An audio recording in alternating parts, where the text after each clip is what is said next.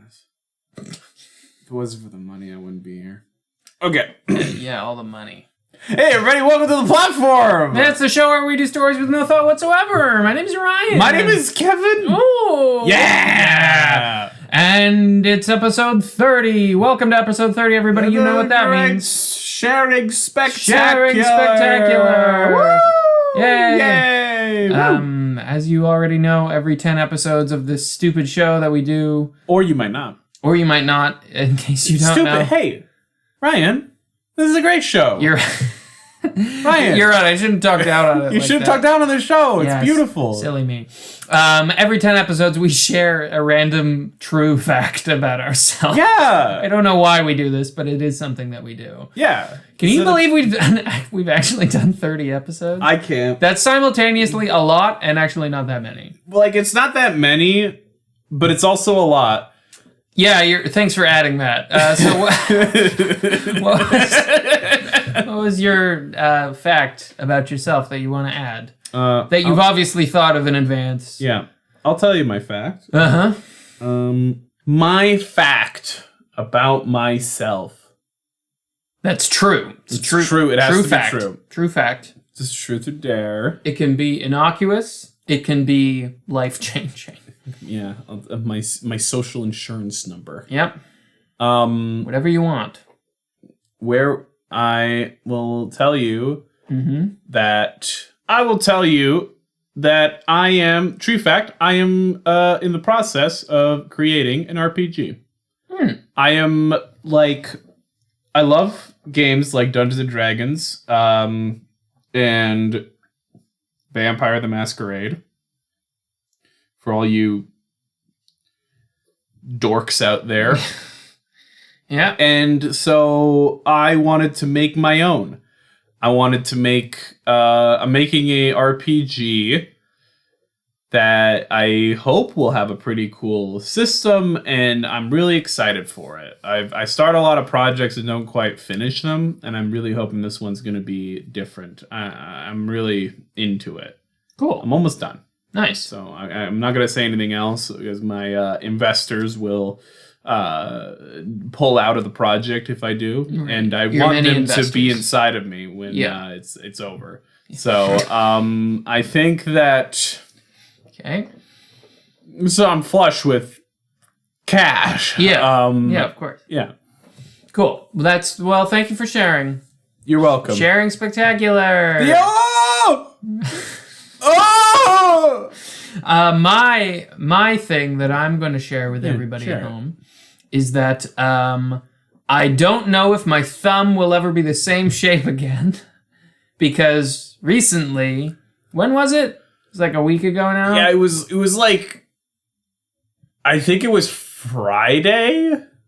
Yeah. Anyway, a couple days ago now, I cut the end of my thumb off when I was making dinner. Yeah, it wasn't great. It's healed nicely at this point. It's not major or anything, but there is like a noticeable little divot in the tip of my thumb now, and I don't know if it'll grow back when it heals. Oh boy, he's a freak. My thumb may just be a different shape now. So there you go. I'm very happy that Kevin is more injury into you. Yeah, so am I. All things considered, it was really not very major at all. It just feels weird now. Anyway, so yeah, Kevin's working on an RPG system. He's really putting a lot of time into it. He's really proud of it, and I hurt myself. Really shows you. But I'm fine now. Really shows you our caricature. Our caricature. What? Our character. Oh, that was funny. You said it how it isn't said. Do it again. We have a special prompt today, actually. Yes. So we're gonna get started with the story here, and thank you very much to one of our listeners who sent in a suggestion for an episode. Thank you so much to our listener. Thank you to Quinn for sending in a suggestion for today's episode. And Quinn. Hey, if all you listening, you want to get in on the action, if you want to send us an episode, fuck off. Quinn only. Quinn only. No, please come back. Yeah, come back. Sorry, that was, I didn't mean to yell. I'm sorry. You can email us. I'll go to therapy. I swear. I'll quit my job. Anything. Just stay with us. Well, do the first one. Don't do the second one. You can email us at platform.pod.show@gmail.com to send us a suggestion. You can direct message us on Instagram or Facebook, or you can just comment on any of the posts we make. Send us a letter. Send us a letter. Send us a snail mail. Send us a little snail mail. Write on the snail shell with nail polish because it doesn't harm the snail. It's another fun fact for you. That one's for free. Okay, so the suggestion for this week's episode. What is it? It is monkey. Oh, Quinn. You're really speaking my language. The language of monkey. Monkey. So shall we create the title of the episode? I think so. Since you're so excited, I'll let you begin. Apes. Upon The hill. three. Apes upon the hill 3. Third in the... The third in a series. Yeah. Okay. Apes upon the hill 3. Is the 3 like the Roman numeral 3? Yeah. Cool. Of course it is. Apes upon the hill 3. All right. Well, what will this be? There's only one way to find out.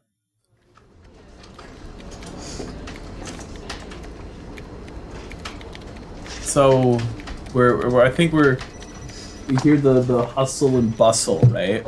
We're some kind of public place. Okay. And we see tight corridors going around. Rows and rows and rows of books. Cool. And there, walking forward, a young lady. She's got brunette hair and glasses. And she's just kind of like stepping forward. She's maybe college age. Okie dokie. She kind of looking at all the books. Cool. Are we in like a library? Yeah, we're in a library. Cool. Okay. Yeah, we're in a library. So she's like the studious type, perhaps. Yeah, maybe. And she's checking out each of these books in turn. Is she like looking for something specifically? I think she might be. She's in the classics section right now. Ooh. Okay. Yeah, so she's seeing a lot of Plato, a little bit of A Aristotle. lot of Play-Doh? Is there... Am I missing something? Why is there Play-Doh in the... Plato.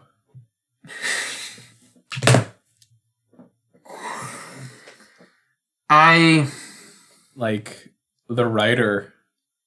Yeah, like the classical philosopher, not like the goop for children.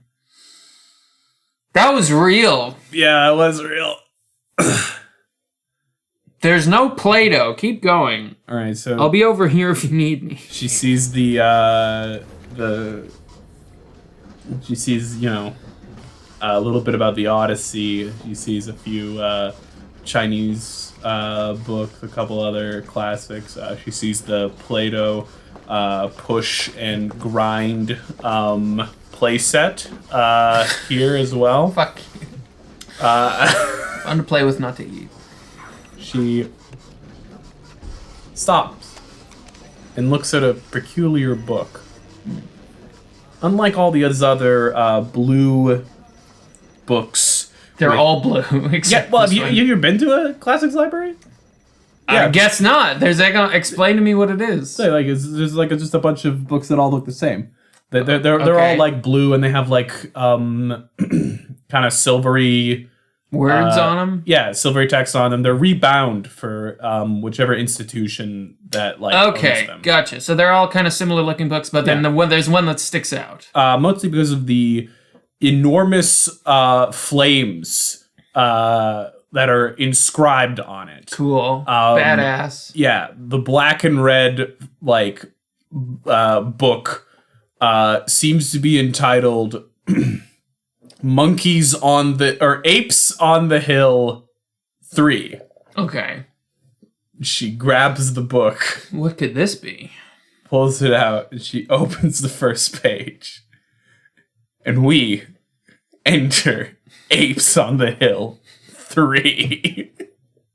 I love how we always have the need to like have an intro to the story once we've begun the story. Of course we do. We need to ease people in. It's a narrative framing device. Yeah, we need to ease people in. We need to ease people in so they don't get whiplash. You can't just land them in Apes on the Hill 3. Can you imagine? It was dark. There was a helicopter. Okay. This is the first. This is how it starts. Okay, this is how it starts. Chapter 1. Chapter 1. It was dark. There was a helicopter. That's the name of the chapter. Okay. As per the chapter title, it says within the text, the helicopter bared down on us, raining fire and hell onto every single ape that was on the side of the bulge. The side of the bulge? That's what you call a hill in war. Okay. Hellfire's raining down and you're laughing? I'm sorry! I wasn't there, I'm just reading it! Well, you're there now. Well, I'm not reading it, this girl is. Yeah, this girl's reading it, and she's like scrunching her face. She's getting lost in the narrative of it. Hellfire is raining down. My mother, Gertrude. My mother, Gertrude. I've lost sight of her. I was holding her hand. I swore to her that I wouldn't let her go, but I lost her in the chaos. What's the point of being part of the Great Ape Army if you can't even protect the ones you love? People are throwing rocks. The helicopter's too high up. We can't hit it with our rocks. It's too high. Even if we did, it's a helicopter. It's a helicopter. These are just normal rocks. The rocks can't do anything. We're defenseless. I'm trying to get to the top of the hill where the helicopter won't be. And it won't be because of the great tree. We can take shelter in the great tree. We can take shelter in the big tree. Ever since the second Great Ape War. Yeah. Between apes and helicopters. Between apes and helicopters. We planted the great tree eons ago. Yeah, because we knew there would be a third Great Ape helicopter war.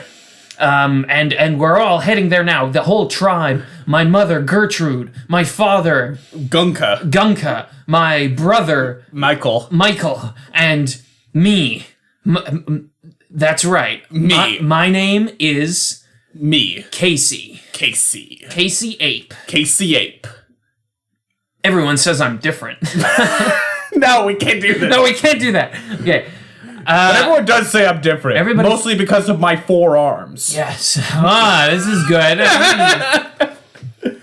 So that means I can throw a lot more rocks. I'm throwing twice as many rocks as anybody else. Actually, I can't stress enough, they're not coming close to hitting this helicopter. The helicopter is so powerful and it keeps shooting us with bullets manufactured in a factory by a person. We are throwing rocks. It's not even close. It's not even fair.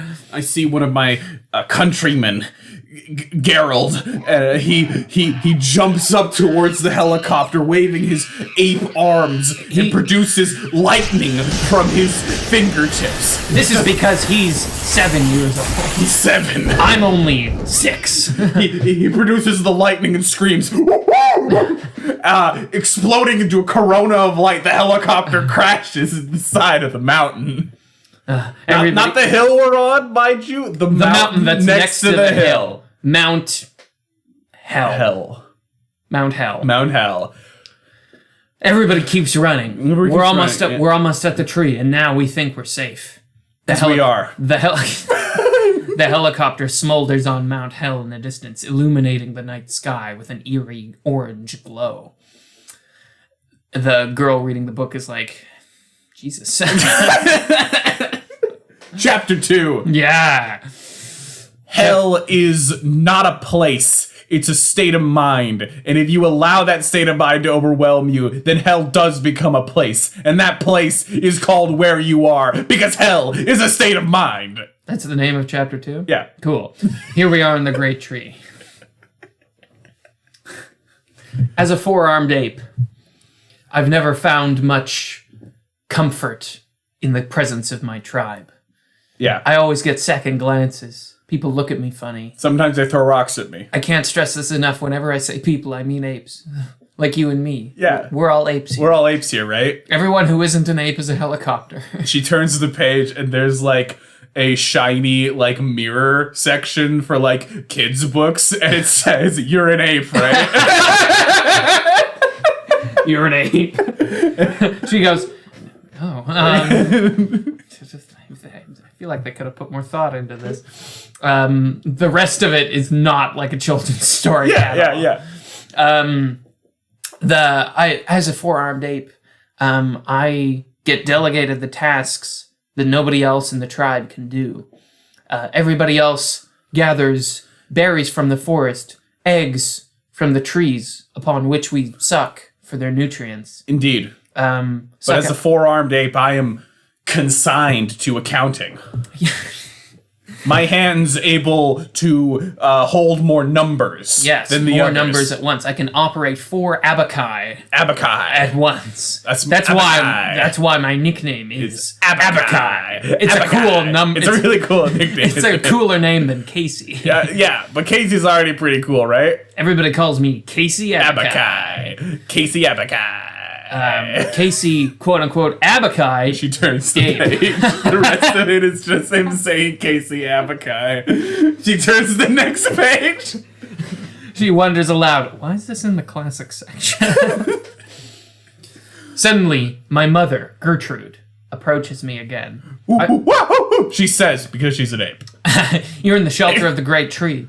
We have gone about our daily lives. The attack of a helicopter is no more than a daily occurrence for us now. Yeah, because the helicopters suck. The helicopters suck and we hate them. We hate them. We hate them, they're bad and we hate them. But why do they suck and we hate them? It all has to do with the Second World War. The Second World War? Yes! Okay. Back then, there was, eons ago, there was a secret operation taken on by the Allies to grab apes and turn them into superhuman fighting soldiers. So this is the Second World War in like our world. Yes. Is the apes the future? No. They're the past. What? In order to increase their intelligence, they did a reverse time matrix and sent the apes backwards in time. The girl is like scratching her head, like this doesn't make any sense. She's like, okay. A librarian walks up to her. He has like a goatee and has like spectacles on, and he's like, you found the ape book, huh? What is this? Well, it's kind of a funny story. That book just showed up in the library one day. Nobody knows where it came from. It doesn't. We looked for it on all the official channels. It doesn't seem to have been officially published publicly, but it's like properly and professionally bound. Yeah. There's no attributed author. Oh, also, she points to the Play-Doh playset. I think this is supposed to be in the kiddie section. Oh no, we keep it around here because it's a fun play. It's a fun word play on. On Play-Doh. On the classic philosopher. That's really funny. Confuses a lot of people who are really stupid. No, they're not stupid. They're just they're smart in their own particular ways. You know. I'm sorry. I didn't mean to interrupt you. You keep going. No, it's all right. I lost my page. But yeah, just so you know. 8th book, we've all read it. I've read it. Everybody who works here has read it. It's almost part of an initiation to work here. Yeah. It's not a good book by any means. It's poorly written. Some of the imagery and like philosophy contained in it is like poorly thought out, rushed, dicey at the best of times. But the ending, let me tell you, it all culminates in something let me just say, you're not going to see it coming. Anyway, gotta go. Okay, I lost my page. As my mother's blood spills onto my face. No. Before that. We're rushing up the hill toward... No, after that. The Allies, they wanted apes to fight in the World War against the evil... It's just redacted. It's been, like, manually, like, censored with actual Sharpie. Oh, she says. Okay. Those horrible redacted use all manner of degenerate redacted tactics in their redacted assault against the Allies. She turns the page. The entire page is blacked out except for one word, which is banana. She turns the page. My mother's blood spilled. Oh my god! I don't know what happened. They blacked out the whole page. No. It says...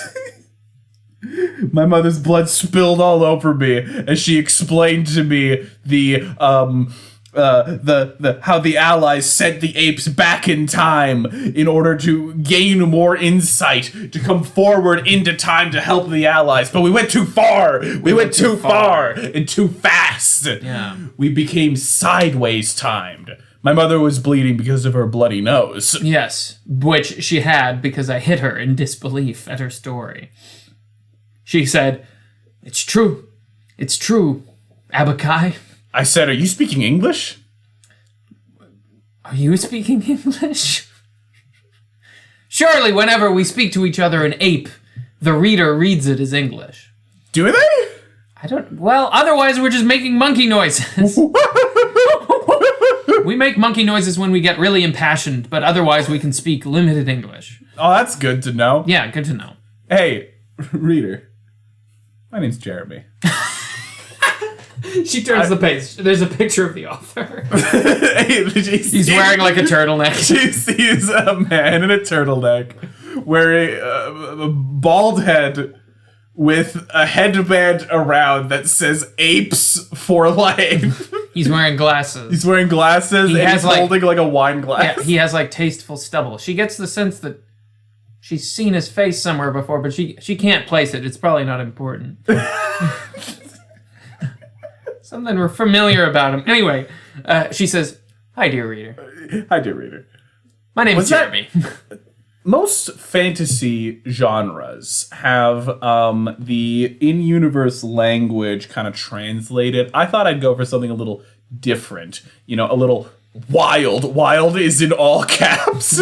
And also a different font from the rest of the book. Something a little wild to challenge you, dear reader. Yeah. I wanted to have my apes in, Apes on the Hill 3. I wanted them to speak not in a regular English language, but in their own language, which of course they would understand, but you, the reader, wouldn't because you're not an ape, right? Yes. She turns the page. There's another mirror. You're not an ape, right? Sorry about that. Just had to check. Had some bad ties back in the good old days. So, here's the deal, my dear reader. I really wanted this, but my editor told me that it would be a very bad idea to have the entire dialogue of the book written in oohs and ahs. I said, "Have you read Dostoevsky?" And he responded, "Yes." And I said, "How is it?" I haven't read it. But regardless, he won out over me, and now the book is gonna be diluted because of that. Yeah.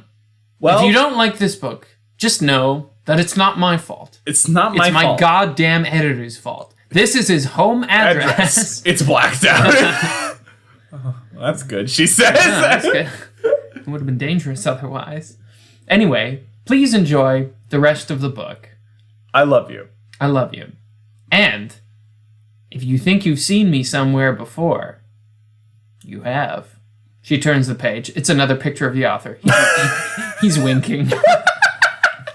She turns the page. Chapter 4. Chapter 4? Yep. And what happened to chapter 3? It's gone. She's like, wait, what happened to chapter 3? And she looks and she sees it's just been ripped out of the book.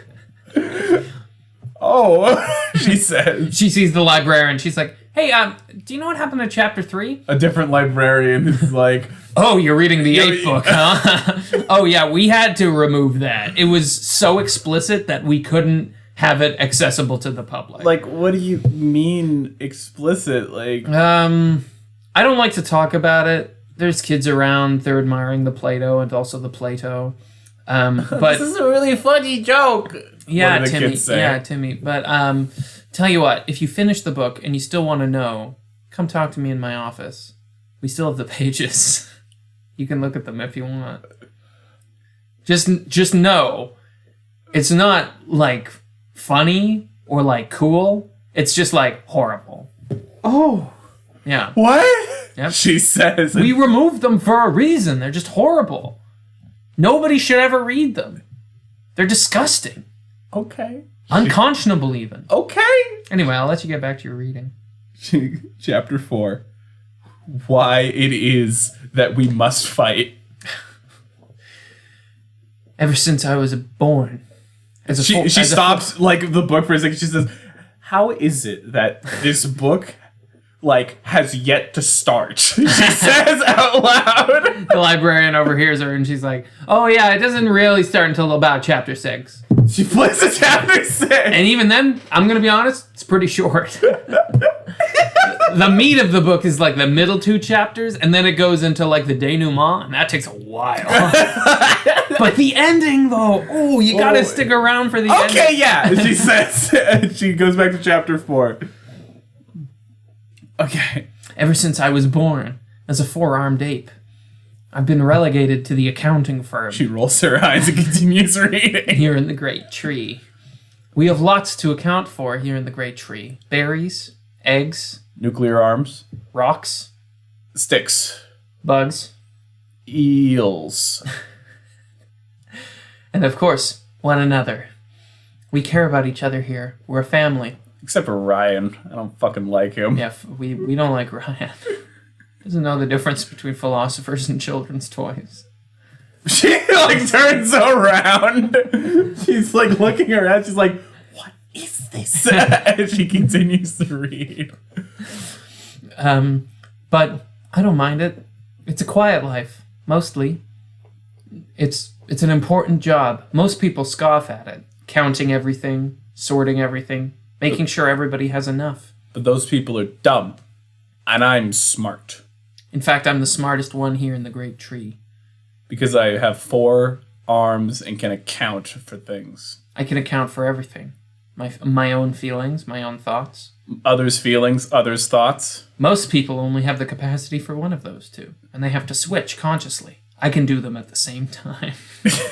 Exactly, because of all my fingers. Because of all my fingers. It's incredible. Look at all my fingers. And she turns a page. There's a picture of them. It's like picture. A poorly hand drawn. Yeah, it's like a turkey finger picture. Underneath the picture, it says all art by Jeremy Whedon. She infers that Jeremy Whedon is the full name of the author of the book. She flips to the next page. My mother suddenly, after telling me the story of our history, she exclaims, "Ooh, dash, son!" I told you this now because you may have noticed the helicopters. They're getting worse. It used to be maybe once a month a helicopter would come. And then it was maybe once a week. Now it's almost every day. The helicopters, one after another, raining hell and fire down upon us. Do you know why? Do you know why, Casey? I look down, then back up at my mother. With a heavy sigh, the weight of the world on my shoulders, I say, redacted, redacted, redacted. God damn redacted, it, she says. Redacted. You're right, son. What did he say? And that's why you need to go to the secret underground lair. But that's where the helicopters are. Yes. You need to cut them off at their source. You need to find the leader of the helicopters. And if you can't talk sense to him, you need to beat him to death with your 4 powerful arms. You're right. Only you can do it. But why? Because legend... Back in the early days of our... She sits down in the library and cups her face in her hands. Oh my god. Oh my god. Legend has it that our people forged 4 great weapons, each to be wielded at once. The sword of the forests. She hands me a wooden sword. The sword of the forest. She hands me a wooden sword. The sword of the forest. She hands me a wooden sword. And this, we don't know what this is. She hands me a wooden sword. But maybe you can discover someday. She rereads that section multiple times. Is this a typo? She gave him a wooden sword 4 times. There was no distinction made between them. For all I know, they're exactly the same. She turns the page. There's an asterisk. Editor's note. Editor's note. We regret to inform you that at this juncture in the novel, Jeremy Whedon suffered a massive stroke. Instead of going back and editing it, Mr. Whedon requested this section maintained unchanged as, quote, his brain's way of telling him what to write.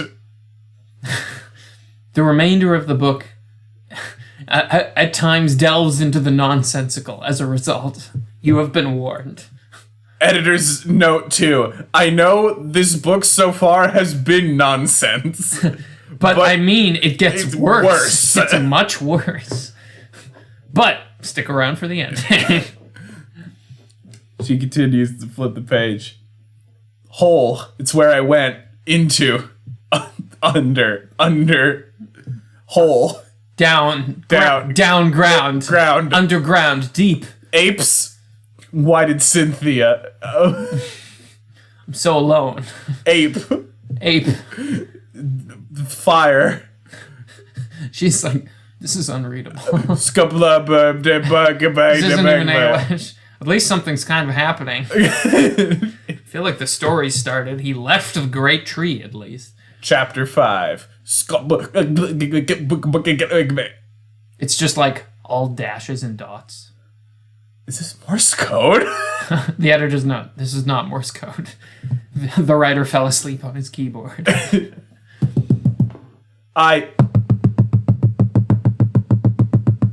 Suddenly, the helicopters... I had nowhere to... Ah! She turns around. The librarian is peering over her shoulder again. Oh, sorry! He screams. No, it's all right. You're at the point where you had a stroke, didn't you? Aren't you? Yeah. Yeah, this part's rough, but he actually starts to pull through. It's actually when you view it as like a meta commentary of like the author's like state in his life and how he's doing like personally. It's actually really beautiful to see him like pull out of this medical emergency. Turns the next page and we see there's a large blood stain and a knife and just the words, "Who did this?" Don't touch that. I think it's real. Just flip past it. He continues to flip past. Oh, chapter 8. Okay, this is where he starts like writing in English again. You should be good. Chapter 8. The ennui of man is unbearable. She's like, whoa, what is this? I'm sitting here composing this ludicrous novel. I'm only doing this as part of a contract. It's about apes, but I don't really think I'm a man. I think I'm an ape writing it. I don't know exactly what it is I'm meant to be doing on this earth, but this doesn't feel like it. Maybe my mother was right. Maybe it was better if I hadn't been conceived. I wasn't planned. Neither was this book project. I needed the work, and they needed a animal-based novel. And so, I wrote Apes on the Hill 1. A perfectly adequate, competently written bit of YA fiction with all the tropes, hallmarks, and idiosyncrasies of it. People found it entertaining, so I wrote the second one. But here, as I'm composing the third book, I find myself wavering. I don't have any gumption. I don't have anything left to give. What I do have left to give, I feel, is the molasses at the end of the barrel. It's dried, sticky, and filled with twigs and berries and nuts and nuclear bombs and eggs and fruit, which we suck upon. That's right, still about fucking apes. She turns to the page, chapter 9. Got him! Got him! This is still about apes! In all capitalization. I'm in the helicopter's secret lair. I'm wielding the 4 swords of the forest. Or at least the 3 swords of the forest. And the one that I don't know what it is. Maybe it'll be important. I'm not sure. I sneak around. The helicopters are everywhere. I know that if they see me, I'm as good as dead. I look in on the mating rituals of 2 helicopters. They bash into each other. Savage, I think. She goes, oh my God. The librarian's like, are you at the mating part? Yeah. She flips the page. There's a graphic illustration of... Oh!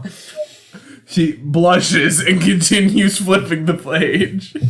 I steel myself and continue onwards through the underground tunnels of the helicopter's lair. There are convenient signs pointing main helicopter room. It's written in monkey. That's how I can figure it out. Monkey, fucking ape. God damn it! Jeremy, get it together.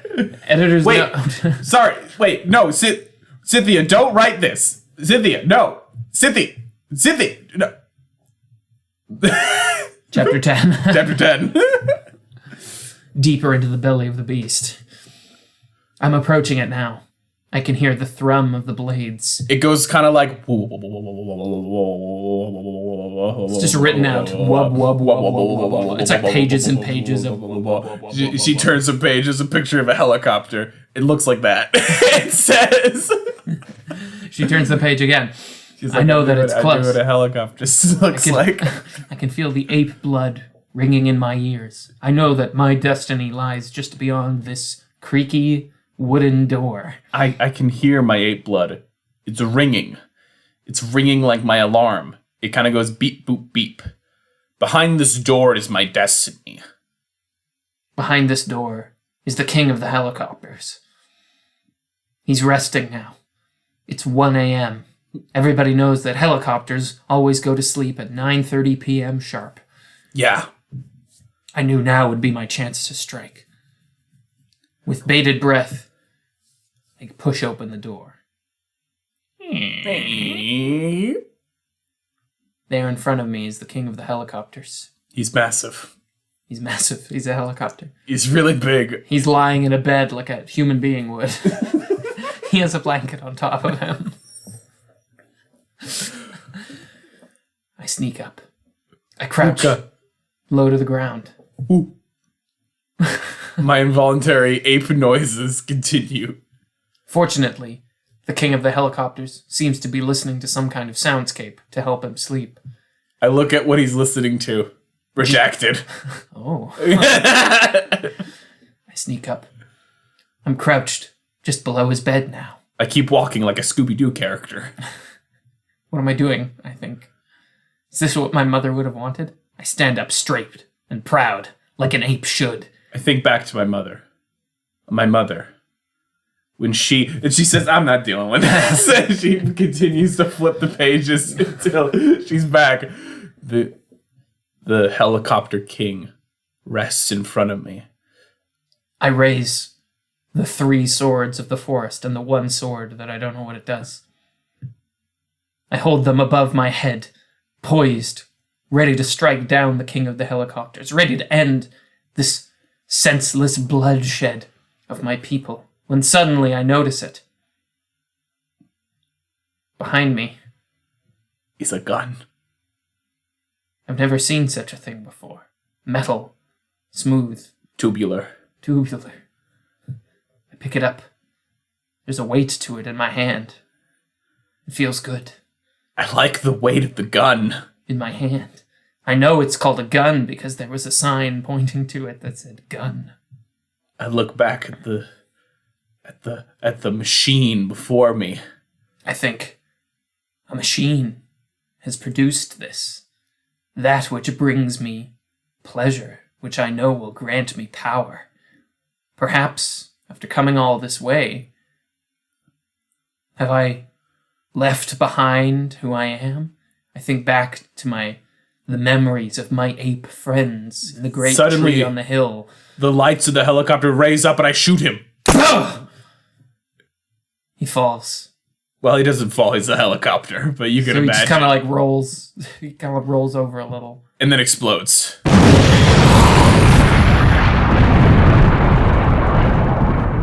My hand shaking. The smoking gun. An extension of myself. A piece of technology. I seem to have grafted to my soul with this one singular, quick, thoughtless action. How then was I supposed to justify my actions? The gun clatters to the ground. I push myself up against my kitchen. I'm looking at her body. It lays on the ground, lifeless, twitching slightly. No, that was a trickle of the light. I look down at my manuscript laid on the ground. I look down at the smoking gun on the kitchen table. Did I do that? No, I don't have 4 arms. I'm a man. I'm a man. My name is Jeremy. My name is Jeremy. My name is Jeremy. None of this is real. It's not real. I look at her eyes. She's staring at me blankly. She says, "Uka, uka, Jeremy." She's a helicopter. No! She's a woman. She's a woman. I'm a helicopter. No! I'm an ape. I'm an ape. No! I'm what a man. am I? What am I? You turn the page. It's in the mirror, but Jeremy's face is pressed against the mirror. Help me! Help me! She screams and closes the book.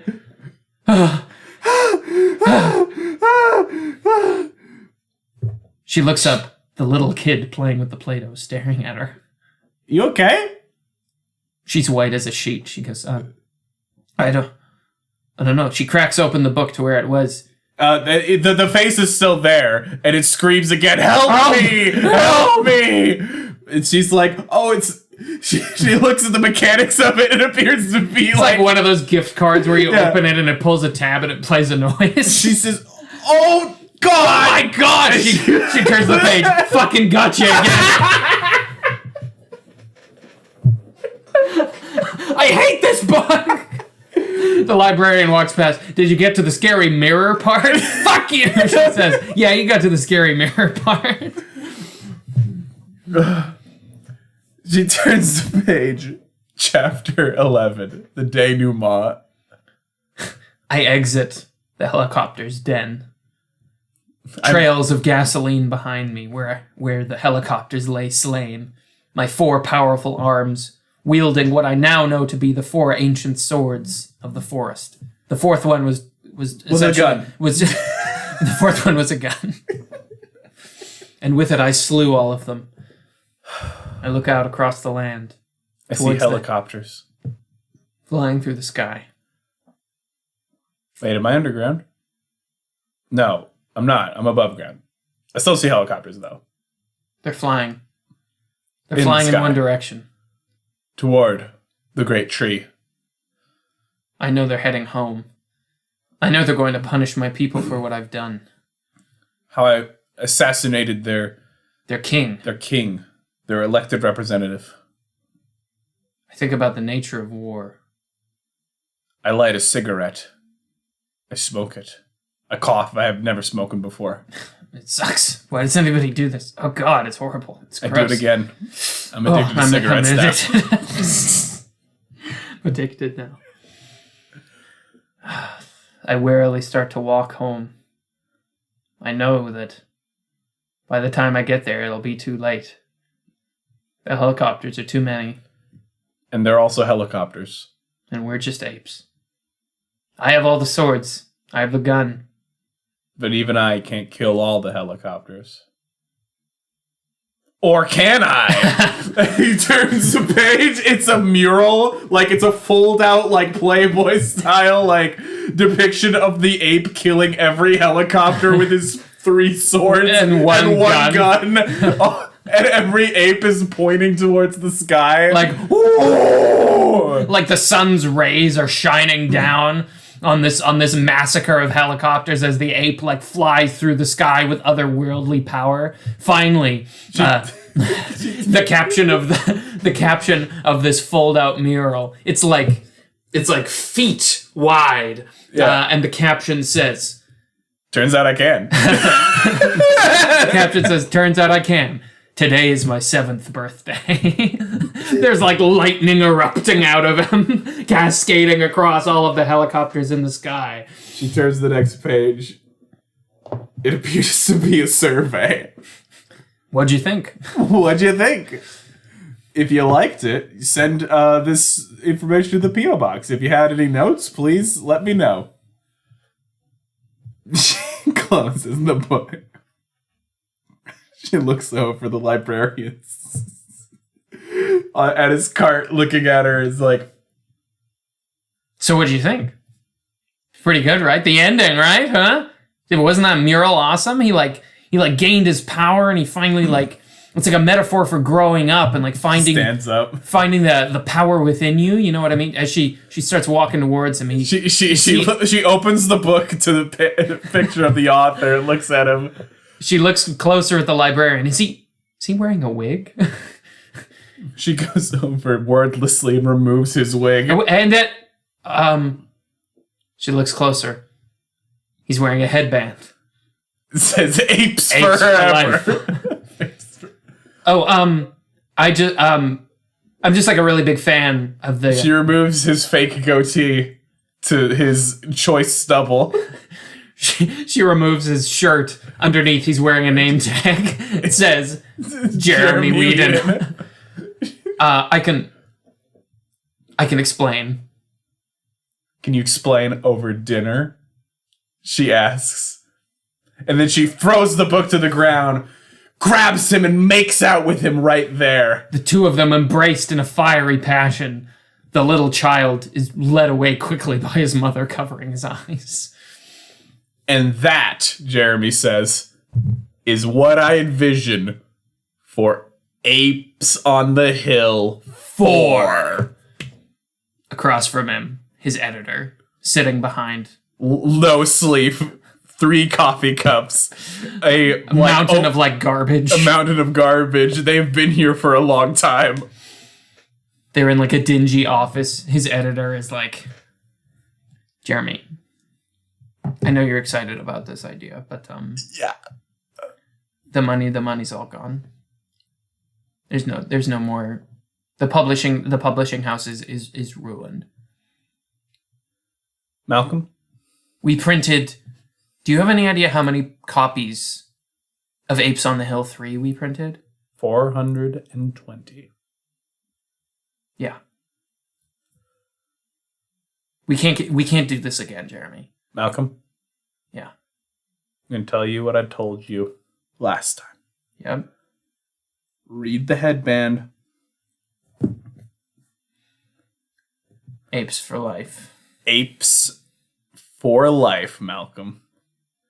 The editor looks down at the contract framed on his wall from so many years ago, which indebted him to publishing all future sequels to Apes on the Hill 1.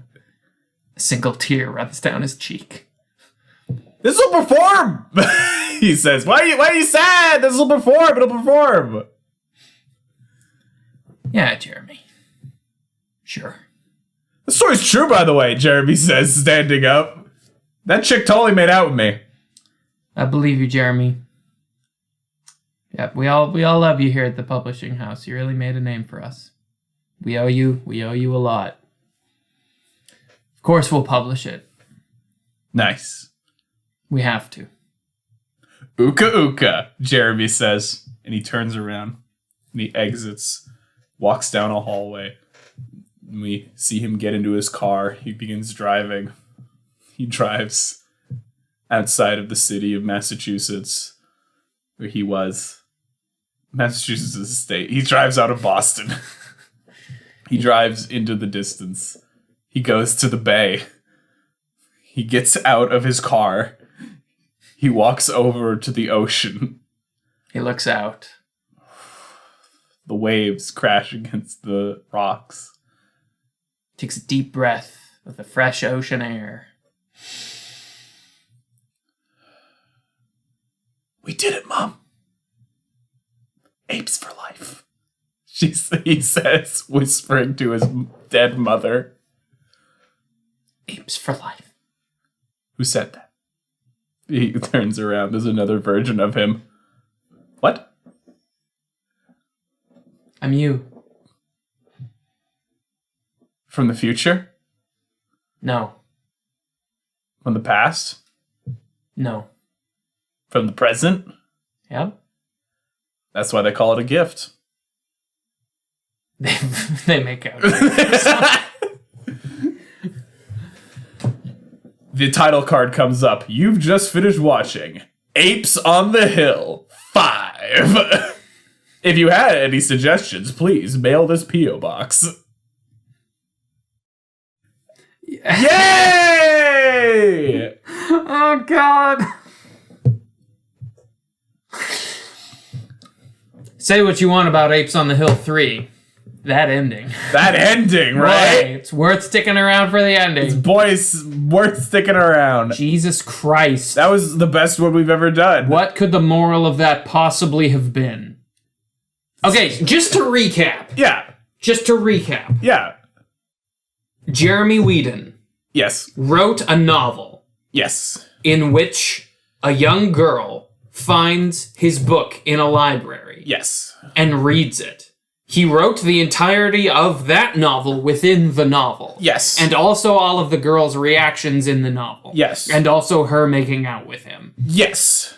He then pitched it to the publisher, who had no choice but to publish it because of a contract they signed years ago because of the success of the first book. Yes. Jeremy then got in his car. Yes. Drove from the city of Boston all the way to the ocean. Yes. He got out. He looked across the ocean. He said to his mother, "We did it, Mom. Apes for life." He then turned around and saw himself from the present and started making out with himself. And all of that was in his newest book. No, not book. Movie. Apes on the Hill 5. Glad we straightened all that out. Okay, well you want to know what the moral was? Yeah, big time. Apes for life. I'm so tired. Why are you tired? We haven't done anything.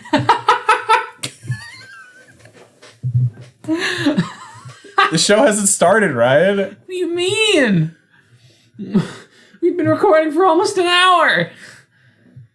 What? Trying to Jeremy Whedon me? I don't even know who you're talking about. Great.